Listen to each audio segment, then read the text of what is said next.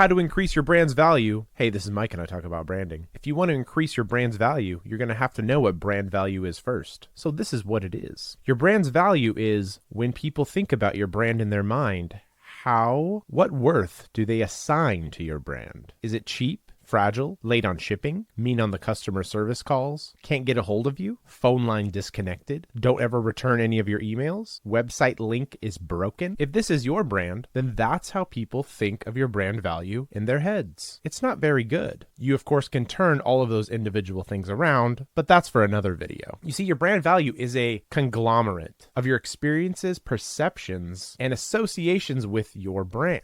Experiences, perceptions, and associations. That's good stuff. That's good stuff. So if you get things correct, like when you call, you answer the phone right away in a nice way. When you email, you get a nice email back explaining what's going on. When you have a good experience with a product or a service, when you buy the product, it doesn't break and it lasts a long time. Or maybe the product does break and they instantly swap it out for another one and say, we're so sorry about that. All of those things attribute to your brand value. So if you're watching this video, you probably already currently have some sort of product or service, and you're either looking to make your brand better or start a brand from scratch. So let's talk about how to evaluate your current brand to see where you're at right now so you can see measurable results when you start to make small changes. Start by testing your brand's awareness, your reputation, and how loyal your customers are. Go out there and talk to them, email them, text them, call them, talk to them. Figure out where your brand stands with these people. And if you don't feel like you're getting an honest response, ask a friend, a family member, a colleague, an employee, a partner who the customers don't know to go ask the same questions. Maybe you'll get a little more of an accurate, real answer. You can also, of course, monitor your social media and see what people are saying in your comments. See if people are leaving you bad review videos online. Scour the internet. There are even tools out there that you can use that'll do this for you. Also, you want to take a look at your customer's lifetime value and how long a customer stays a customer with you. Do your competitors have customers for a longer span of time, or do customers spend more money at your competitor? Time to figure out why. So here's some quick strategies to increase your brand's value right now. You want to be different and stand out from the others. What makes your company different than your competitors? Is it how you treat your customers? Do you treat them in a particular way? Do you service a particular kind of customer? Is your niche different than your competitors? Is any of that apparent in your marketing or in your messaging or how you speak to people? You may be worried that speaking in a particular way will upset some people, but that's actually a good thing. You don't want to speak to everyone. You want to niche down. What is better about your product or service? What makes it stand out from your competition? Make sure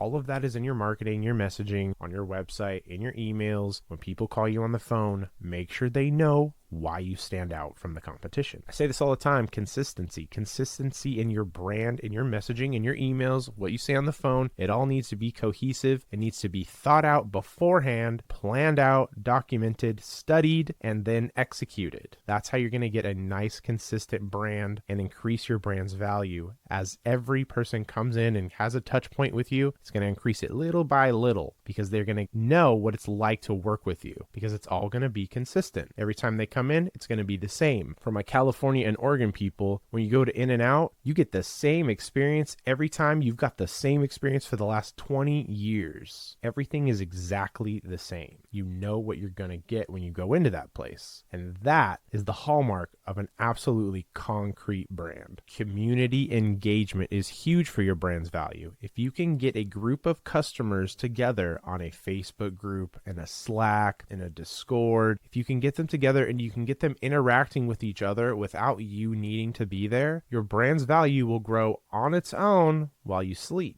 If you have a good enough product or service that actually changes people's lives, they will want to talk about it. They will want to come together and min-max it to try to make it as best they can. They'll even come to you with suggestions and feedback on how you can make it better because they'll believe in it so much. That's the power of having a true community within your brand for your product or your service. The customer experience, the UX of your product and service is so paramount these days. People are used to their iPhones that are designed beautifully and work great, and they're flawless. Design has been around for a long time. Designers are in all sorts of products and industries now, and so products are really well designed these days. They have great experiences out there for people. So when your product sucks and gives a terrible customer experience, gives a terrible user experience, people are really going to reject it. They're really going to hate it. So you really need to make sure that their customer experience is easy. And I'm talking about the basics, like, is it easy to pay you? Is your checkout process terrible? Does it ask for all these things and doesn't let people move forward if they don't give you your middle name? Your customer experience needs to be amazing. All right, here's some tactical ways that you can execute these strategies to increase your brand's value. Your brand's visual identity, it should be very cohesive across all aspects. Your socials, your website, your marketing, your emails, your business cards, your flyers, whatever's going on, whatever people are seeing from you needs to be cohesive. Don't change it up. Don't change your colors up. Don't be crazy, because when somebody sees something that looks different than something else that you've done, they're not going to be really sure that you're the same person. Don't do that. Social proof is another huge one. You're going to want to leverage all your testimonials, your case studies, and your reviews. Go to your happy customers and do a video with them. Get them talking about why they like you. Use that in your marketing. People want to know what it's like to work with you. So if they can see a genuine person talking about what it's like to work with you in a genuine way, the chances of them wanting to work with you are going to increase tenfold. So if you evaluate where your brand value is now, implement a really great strategy, and then execute everything to the T, you will definitely be able to increase your brand's value. Thanks for watching. My name's Mike, and if you need help with branding, shoot me a DM.